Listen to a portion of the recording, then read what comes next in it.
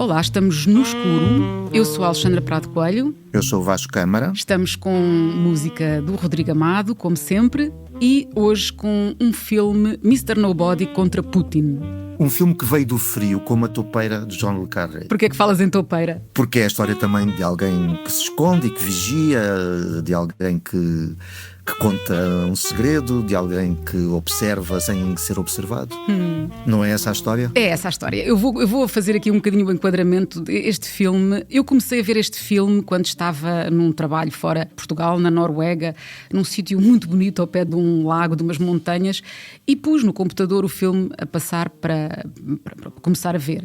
E o filme surpreendeu-me logo, porque tu não sabes muito bem aquele registro em que o filme começa, deixa-te um bocadinho confuso. De repente é uma coisa que Sim, tem... é um registro cómico, com uma personagem quase ingênua, não é? E tu acreditas e não acreditas. É como se tivesse tudo feito pronto para a câmara, não é? Привет, это я. Я работаю педагогом-организатором в Карабашской общеобразовательной школе номер 1, а также по совместительству школьным видеографом. Передадим большой привет в камеру.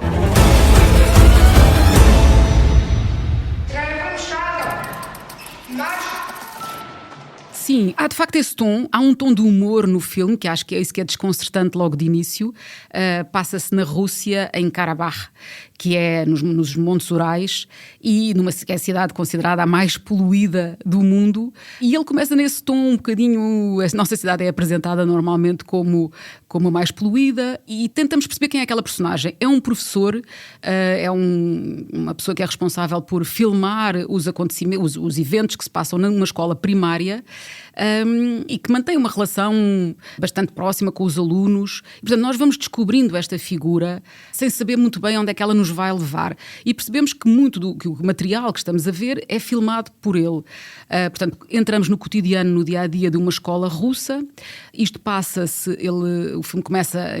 As primeiras imagens que ele recolhe são 2022, portanto, isto passa-se no início da guerra, da invasão da Ucrânia. Portanto, aquilo que nós vamos ver a seguir vai ser a transformação que se vai viver naquela escola ao longo, depois de 2 anos em que ele vai filmando. Mas o que é interessante, só para dar aqui este contexto, o que é interessante é que este filme é um documentário, não é uma ficção, mas também é um documentário muito particular. Ele foi feito por 2 realizadores. Portanto, este homem de que estamos a falar, Pavel Pasha Talankin, portanto, ele chama-se Pavel Talankin e chamam-lhe Pasha, respondeu a um anúncio que viu no Instagram, a um pedido para alguém que quisesse partilhar como é que era o dia-a-dia, o cotidiano na Rússia.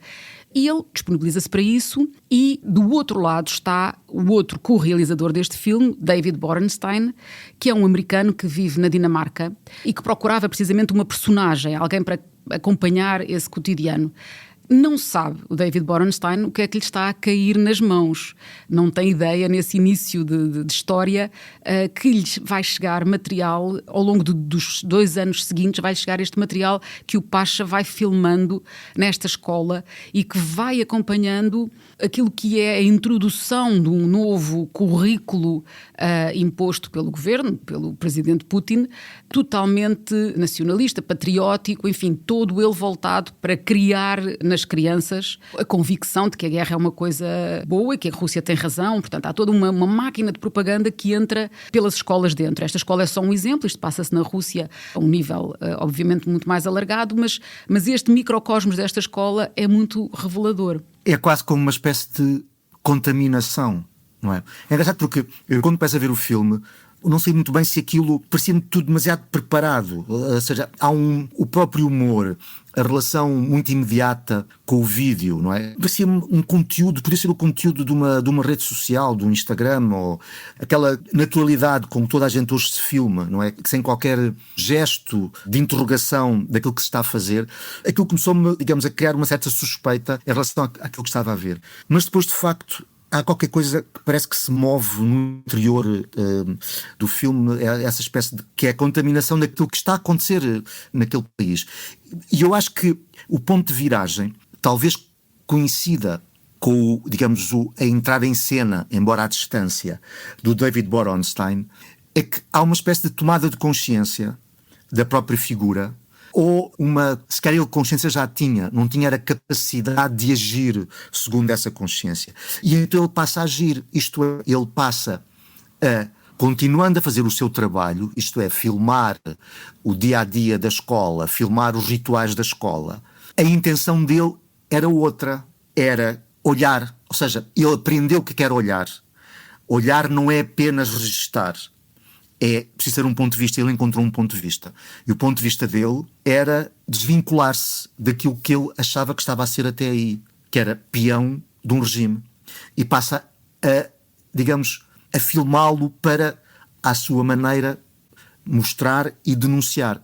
É isso que eu gosto do filme, é por isso que há bocadinho falei em Toupeira, porque o filme começa assim, a maneira como ele filma a cidade, como ele até fala de uma forma agridoce da sua cidade, lembrou-me o primeiro filme do Michael Moore, Roger and Me, em que ele filma a sua cidade, Flint, no Michigan, e a forma como uma empresa, que era uma empresa que dominava aquela cidade, a falência dessa empresa, digamos, mudou completamente a cidade, destruiu a sua própria, digamos, equilíbrio social. O Pacha fala aqui também de uma cidade industrial, e da forma como isso transformou a sua cidade na cidade mais poluída do planeta. Mas há ao mesmo tempo um olhar, digamos, cândido e amoroso em relação ao seu próprio ambiente. E lembrou-me o Michael Moore também, porque ele está sempre em cena e a falar da cidade e a falar de si próprio. Mas depois há qualquer coisa também de ingênuo ali, uma espécie de cidade que é poluída, mas há ali uma espécie de perfeição no meio daquela imperfeição toda, uma coisa muito capriana. E depois esse lado, digamos, enfim, do espião. Ele às tantas transforma-se em espião e é como se fosse de facto uma novela do João Le Carré. Portanto, de repente, uma coisa que eu estava a ver com uma certa confiança, sem saber bem se era tudo encenado, começa a tornar-se denso e a documentar, digamos, a mudança, a aquisição de olhar por parte de alguém. Aliás, ele diz às tantas, decidi tornar-me cineasta. Sim. E acho que o filme transforma-se nisso, de facto. Transforma-se num filme. Aquela coleção de imagens de vídeo que podiam fazer a apologia ou a publicidade de uma certa situação, transforma-se, intromete-se um olhar ali. E isso é algo subterrâneo, não é muito óbvio, mas é denso. Eu acho é que nós vamos descobrindo o filme tal como o David Borenstein também foi descobrindo o que lhe ia chegando. Ou seja, todos eles, todos nós, vamos construindo o filme à medida que o filme avança.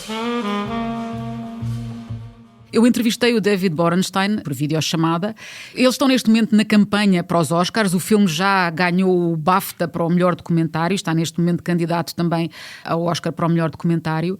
E eu falei com ele, não consegui falar com o Pacha porque ele, enfim, ele já vive no exílio, já saiu da Rússia depois deste filme ter sido feito, mas não fala inglês e é sempre complicado entrevistá-lo. Tem que ter um tradutor, etc. Everything is about making you see this through the eyes of Pasha. It's a very, very subjective film. It's not like a historical overview. It's not a grand story. It's about really one person's perspective. And in order to really get that, you have to see the school through his eyes. So you have to see the school through the lightness and the love that he feels in order to grasp the full weight of its loss under a totalitarian government and under the brutality of war. I mean, a way out of it is for Western government to support Ukraine. What this is showing right now in Russia is the building of a war society. It's about training the population to make sacrifices that Western populations won't make. You know, if you think that your life is worth shit, if you think you just have to do whatever the government says, then you're willing to go die in Ukraine. And we're not willing to do that in the West because we don't have this terrible education. So it's a real quagmire. But to me, it just seems the way out is to realize that we have to support Ukraine, because they're also saying in the schools that they have no intention of stopping with Ukraine. It's ridiculous that you have leaders like the U.S. administration that seems to be under some sort of impression that you could make a deal with Putin. Just look at what he's saying in the classroom, like every single day. Like, it's not going to stop with Ukraine. O que o David Borenstein me contou foi um bocadinho este processo em que ele começa a receber estas imagens, ele toma uma decisão, ou seja, ele de facto está a dirigir o filme à distância, mas toma uma decisão que é dar total liberdade ao Pacha para ele recolher as imagens ao seu estilo, não é? Quer dizer, ou seja, ele não interfere no tipo de olhar, a tal construção que tu falavas de um olhar da parte do Pasha, isso é feito com a total liberdade que o David Borenstein lhe dá. E depois há outras imagens no filme que são feitas por um operador de câmara que é enviado para filmar também. Portanto, quando nós vemos o Pasha filmado de fora, é outra pessoa que está lá a fazer isso. E o filme vai-se construindo à volta disto e de conversas que eles vão tendo os dois pelo telefone. Portanto, o David e o Pasha, sem nunca se terem visto, vão falando pelo telefone e é uma espécie de entrevista que o David faz ao Pasha e a partir dessas conversas ele vai escrevendo o guião. Ou seja, o filme vai sendo de facto construído ao longo destes 2 anos e meio, ao mesmo tempo que eles vão tomando consciência de que aquilo que têm em mãos e do que vão fazer vai ter uma consequência inevitável para o Pasha, que é ele ter que se exilar. Portanto, isso vai marcando o filme. Quando tu dizes que o filme se torna crescentemente mais denso, tem a ver com isso também, tem a ver com eles perceberem de facto que ele tomar consciência de que está a fazer uma coisa que, se for descoberto, corre um risco imenso, assumir esse risco, tornar-se ele próprio cada vez mais solitário e isolado dentro daquele meio onde ele vive. Portanto, a mãe dele, por exemplo, trabalha na escola, na biblioteca, mas é uma pessoa que votou no Putin e que não partilha das ideias do filho. Os amigos, os alunos com quem ele se dava bastante e com quem ele era mais próximo são pessoas que vão sendo também afetadas por tudo o que está a passar, pela guerra, etc. E que vão... Não diria exatamente afastando-se dele, mas vão ficando mais silenciosos, ou seja, aquilo tudo começa a pesar muito no ambiente geral e isso vai contaminando o filme e o filme transforma-se noutra coisa, ou seja, aquele filme que eu comecei a ver, que estava a achar piada e que tinha aquele lado leve do início, vai ganhando uma profundidade e depois esta figura do Pasha que... É isso, no início parece um pouco uma personagem quase cómica, torna-se muito mais complexa e torna-se até, quer dizer, uma personagem dramática de alguma forma, não é? Sobretudo no... E outra coisa, ele transforma-se numa espécie de arquétipo. Isto é, o título Mr. Nobody contra Putin. Este Mr. Nobody, não é? Esta ideia de um Zé Ninguém que enfrenta o sistema, é um arquétipo. E até é um arquétipo cinematográfico. Uhum. É uma variação do Mr. Smith Goes to Washington, do Frank Capra. Por isso é que eu falei no Frank Capra, que o James Stewart sozinho a enfrentar o sistema. Este título também denota uma tomada de consciência. Ou seja, é como se, através dessa interação entre o David Borenstein e o Pavel, mesmo o Pavel sendo completamente livre de filmar o que quisesse filmar, mas a partir do momento em que essa associação foi feita, ele passa a filmar com outra intenção. Ou seja, mesmo filmando, fazendo aquilo que estava a fazer antes, aliás, ele diz, estou a filmar, mas é como se filmando uma coisa quisesse fazer outra. E isso depois consubstancia-se no objeto final e este título de facto denota alguém que olha para si próprio e que vê o que fez e o que foi, não é? Mr. Nobody Against. Portanto, isso revela de facto uma distanciação em relação a si próprio que só pode ser possibilitada pelo olhar, pela intromissão de um olhar cinematográfico. O que é muito forte, acho eu na entrevista com o Borenstein ele explicava que no início ele tinha uma intenção de fazer algo como o Navalny, que foi o documentário que fizeram sobre o dissidente Alexei Navalny, ou o Citizen4, que era sobre o Edward Snowden, outro dissidente. Era uma coisa mais política, de uma forma se calhar um bocadinho mais distanciada. Mas quando ele começa a receber aquelas imagens dos miúdos a conversar, porque o Pavel, na escola, tinha uma sala onde ele trabalhava e era um ponto de encontro dos rapazes e das raparigas, sobretudo os alunos mais velhos, e que confiavam nele e vinham muito contar-lhe coisas e... Isto no início, não é? E esse lado, que eles depois falam até na escola de rock, outros filmes que apontavam para um outro caminho, nessa fase inicial, em que esse ambiente ainda era possível. E depois, o Pasha vai de facto ficando uma personagem solitária, não porque não haja outros críticos. Isto também é um bocadinho difícil de entender, porque... Nós não sabemos muito bem o que é que pensam os outros professores da escola, eventualmente os próprios alunos. Há um professor que, de facto, se revela como o grande apoiante do regime. Esse, não há dúvida nenhuma sobre o que é que ele pensa. É uma personagem... Sim, e é bastante assustador. Nós sabemos que um regime autoritário, uma das, digamos, das armas que o protege e que o impõe é a propaganda. Sabemos isso, mas se calhar não estivemos, ou podemos não estar, digamos, num ambiente preciso em que isso está a ser disseminado. E é incrível. Eu acho que isso chega a ser, por um lado, caricato e por outro lado chega a estar no horroroso. A forma como miúdos e graúdos falam do mundo ou têm uma concepção do mundo completamente alterada, rasgada, violentada pela propaganda. A maneira como esse professor, não é, que aliás leva um prémio do regime, tem um apartamento de luxo, porque é votado como o professor mais popular da escola. A maneira como ele fala da Europa, não é? A maneira como ele fala da França e da Inglaterra é incrível, porque é risível, é patético, ao mesmo tempo é monstruoso. Como é que aquelas pessoas olham para nós, digo o Ocidente, não é? Como elas estão a ser preparadas para olharem de uma forma para nós. Sim, eu dizia aqui que nós não sabemos bem o que é que os outros professores pensam, porque no processo de realização do filme foi tomada também outra decisão, que era não incluir nada que pusesse em risco qualquer outra pessoa que não fosse o próprio Pasha.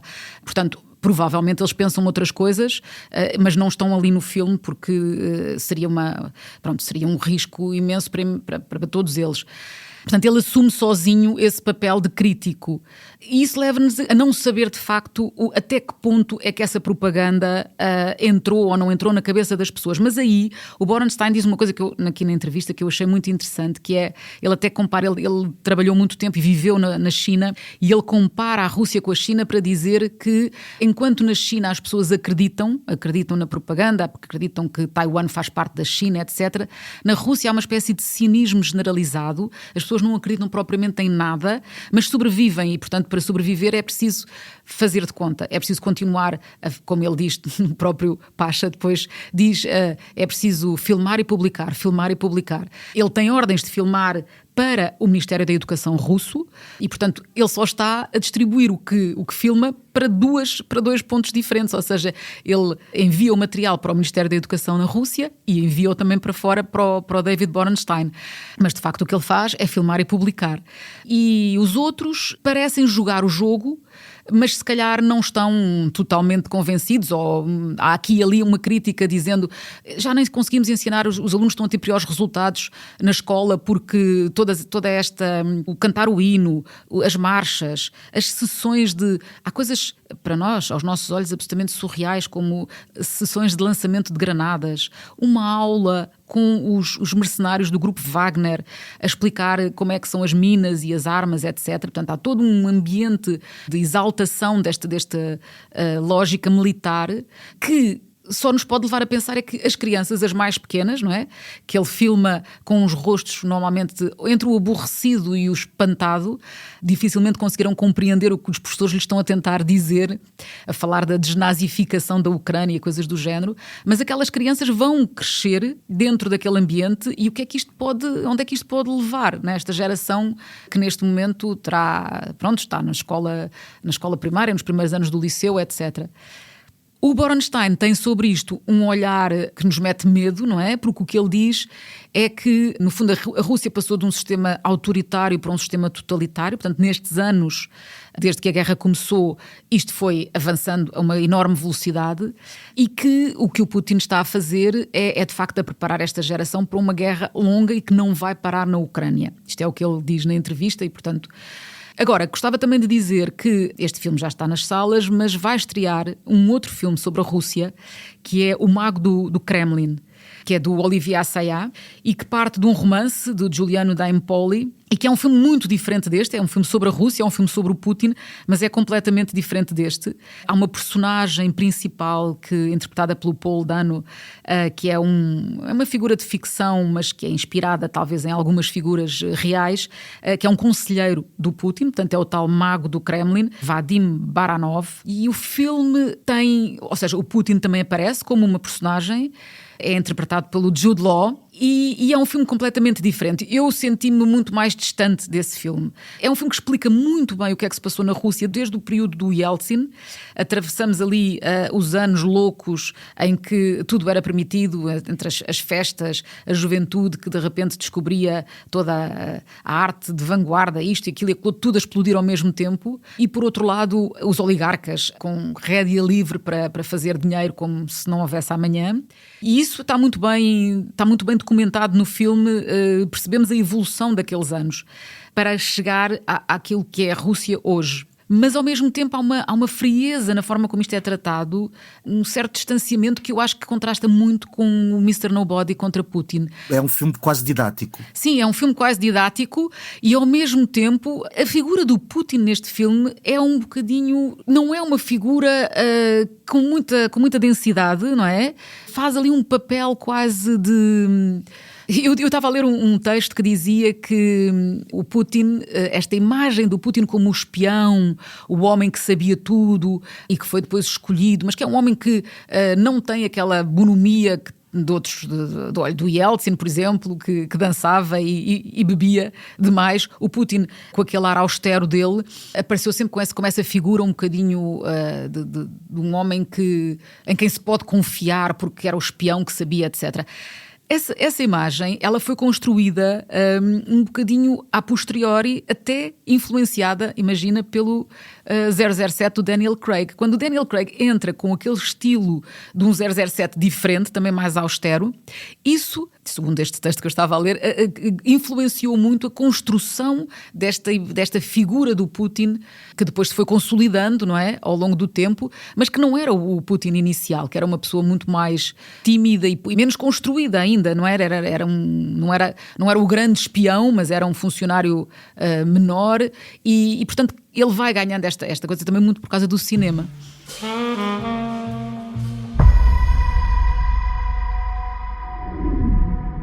Can anybody help me? Please. I didn't want this. I didn't want any of this. Please. Help. Help.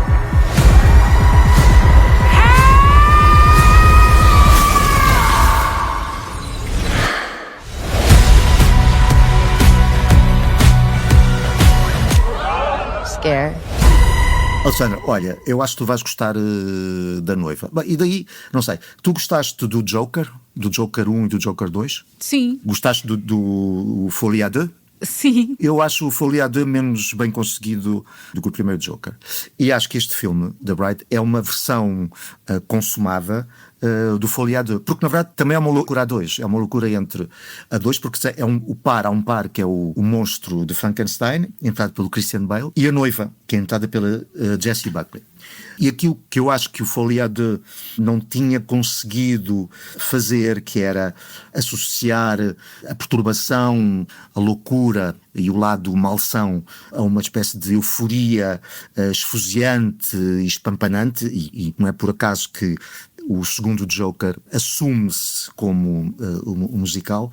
O The Bride, que é a segunda longa-metragem da Maggie Gyllenhaal, é um filme completamente com uma energia... Está quase sempre à beira de se estatelar, de se escangalhar, e isso cria uma tensão, acho eu, na relação do espectador com o filme. Pelo menos foi assim que eu senti. Estava sempre à espera que o filme se estragasse, digamos assim, mas ela consegue sempre transportá-lo sempre a um outro patamar surpreendente.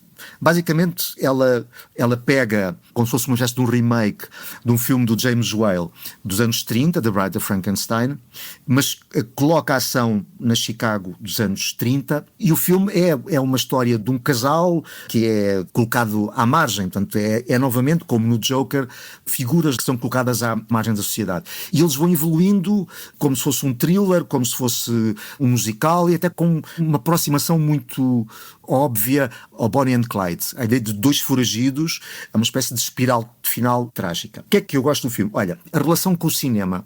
Todas as personagens do filme, há muitas personagens interpretadas por atores conhecidos.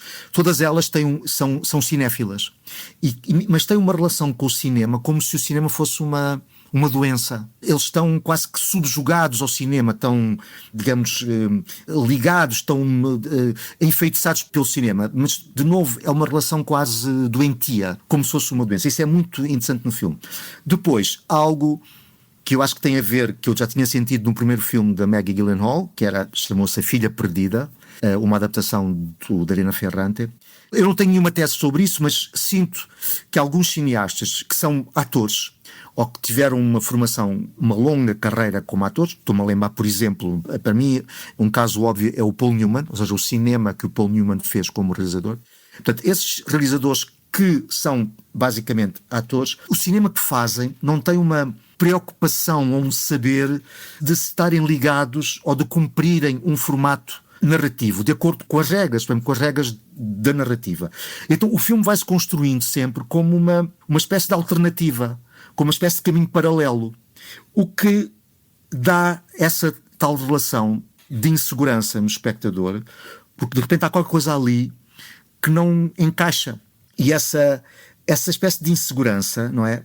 Que o filme está sempre a demonstrar e a seguir supera, está ainda aqui nesta segunda longa da Maggie Gyllenhaal, e eu espero que ela nunca perca, mesmo que continue, que cada vez encaminhe mais a sua atenção, a sua força, o seu labor na realização, que nunca perca essa sensação de pertencer a outro sítio, de ser uma espécie de segundo caminho, porque é isso que dá uma espécie de lado agreste ao cinema dela. Pois, eu esse ainda não vi, vou ver. Agora despertaste uma curiosidade e claro que vou ver. Mas eu gostava de falar ainda aqui de outro filme que já estreou, mas que nós não tínhamos ainda falado, que era o Blue Moon, do Richard Linklater. O Blue Moon é sobre o Lawrence Hart, compositor e autor de canções como, lá está, Blue Moon, My Funny Valentine, The Lady's a Tramp, e ele apanha, portanto o filme passa-se basicamente, é quase uma coisa de teatro, não é? Quase um momento de teatro, porque é num espaço fechado, de um bar, na noite de estreia do Oklahoma, que é o musical feito pelo ex-parceiro de trabalho do Lawrence Hart, que é o Richard Rodgers. Eles fizeram, de facto, imensos trabalhos juntos, não é? Portanto, eles tinham tido uma parceria muito bem sucedida, mas o Lawrence Hart é um daqueles criativos complicados, com quem é difícil lidar às vezes, com problemas de alcoolismo, e enfim, um espírito livre de uma maneira um bocadinho difícil, aparentemente, para o Richard Rodgers gerir. E ele faz este Oklahoma com outro compositor, com o Oscar Hammerstein, letrista, não é? E a noite que nós acompanhamos é a noite de estreia do Oklahoma, como diz sempre o Lawrence Hart, Oklahoma, ponto de exclamação, e enfim, e a dor do Lawrence Hart a assistir ao sucesso daquela nova dupla.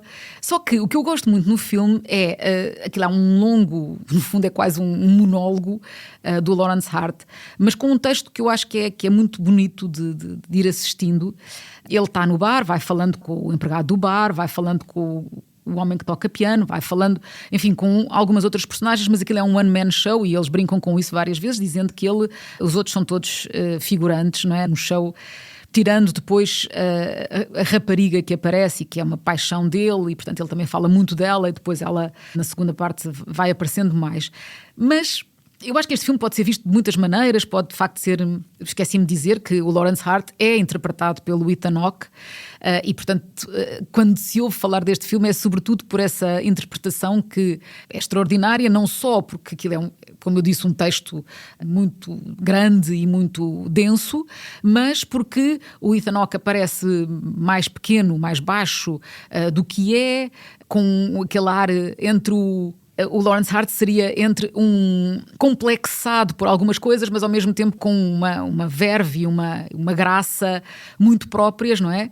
E eu acho que de facto o Ethan Hawke está extraordinário. Mas o que mais me interessou no filme foi, e diz-me tu também se isto te diz alguma coisa ou não, mas o que me interessou foi um bocadinho aquele diálogo que há ali surdo entre o que poderia ser uma arte representada por Lawrence Hart, mais arriscada, mais provocatória, mais incómoda, e aquilo que é o que está a impor-se, aparentemente, que é uma coisa muito mais aceitável para toda a gente, que é este Oklahoma ponto de exclamação, ou seja, está tudo no ponto de exclamação, não é? O ponto de exclamação significa as pessoas querem coisas fáceis, não querem o humor ácido como ele queria introduzir, não querem outra complexidade.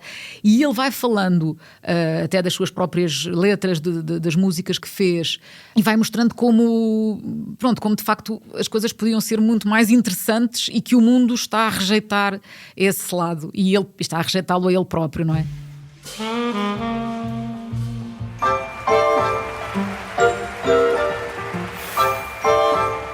I need a drink. Big smile. We write together for a quarter of a century, and the first show he writes with someone else is gonna be the biggest hit he ever had. Am I bitter, Larry? Yes. Blue moon, you saw me standing alone, Wise guy. without a dream in my heart, without a love of my own. Olha, há uma coisa engraçada, é que estes dois filmes, A Noiva e o Blue Moon, há uma relação óbvia, muito forte, dos dois cineastas com um cinema americano do passado. No caso da Noiva, as personagens estão sempre a ir ao cinema, estão sempre a falar. E aliás, os próprios nomes das personagens são, digamos, jogos com nomes de vedetas do cinema americano dos anos 30.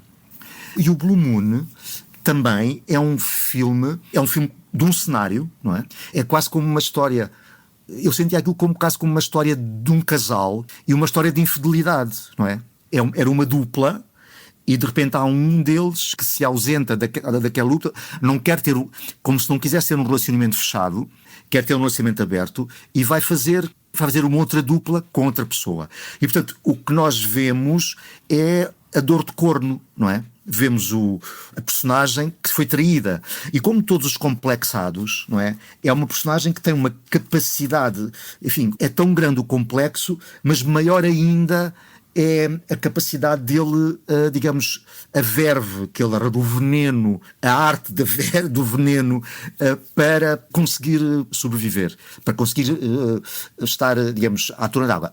Ele não sobrevive porque ele morre, está em estado de alcoolismo avançado, mas todo o filme é ele a querer sobreviver, é ele a tentar revoltar-se contra a sua condição de traído. E o filme, de facto, tem esse lado velho, isto tudo são elogios, antiquado, como se fosse um filme dos anos 40. É de facto um objeto singular e que não corresponde à rotina industrial habitual. E eu acho que isso também está na Noiva, que não sei, tinha interesse em perceber o que é que tu achaste, não sei se vai ser um filme muito amado. Eu, de facto, no Blue Moon, esse prazer do texto, prazer da língua, prazer do trabalhar o texto, para mim é a coisa que mais me agrada. E curiosamente, toda essa relação com o cinema que tu falas, acho muito mais interessante neste filme do que num filme que supostamente é uma homenagem ao cinema, neste caso o Nouvelle Vague, do mesmo realizador, do Richard Linklater, e que para mim não funciona inteiramente. Eu estou completamente de acordo contigo. Acho que são bonecos, acho que o Godard, o Truffaut, enfim, todas as figuras da Nouvelle Vague ali aparecem-me como bonecos sem grande espessura. Enquanto que esta personagem do Lawrence Hart e a forma como aquele texto é dito, deu-me muito prazer assistir a isso. Sim, concordo completamente contigo, porque se calhar também no caso do Nouvelle Vague há uma espécie de efeito de intimidação. Aliás, não te esqueças, era um americano a falar sobre uma espécie de período dourado francês. E havia lá, lembro-me de ler algumas declarações do realizador a dizer que estava com algum receio que os franceses não apoiassem o filme, mas não só apoiaram, como o filme inclusive teve uma série de Césares, que são os prémios da indústria francesa. Mas há de facto a geração da Nouvelle Vague ainda hoje concede uma espécie de Olimpo. Nós ainda olhamos para os filmes e falamos sobre os filmes e a nossa própria terminologia e os nossos próprios conceitos e preconceitos são ainda muito baseados baseados naquilo que aquelas pessoas ditaram nos anos 60.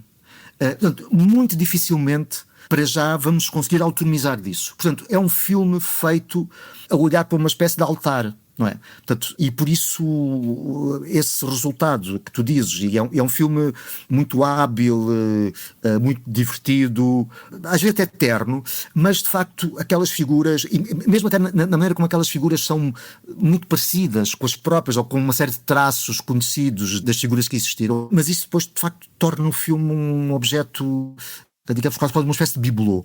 Já o Blue Moon parece-me ser um filme filmado mais de dentro, de uma própria tradição americana, não só o cinema, como o teatro, e teatro musical, que é algo de profundamente americano, e as suas histórias, as suas figuras. E, portanto, eu também acho o Blue Moon um filme mais interessante e mais caloroso e mais complexo. Para não perder os novos episódios, subscreva este podcast do Público na sua aplicação preferida. Para além deste programa, há mais para descobrir em público.pt/podcasts. O Público fica no ouvido.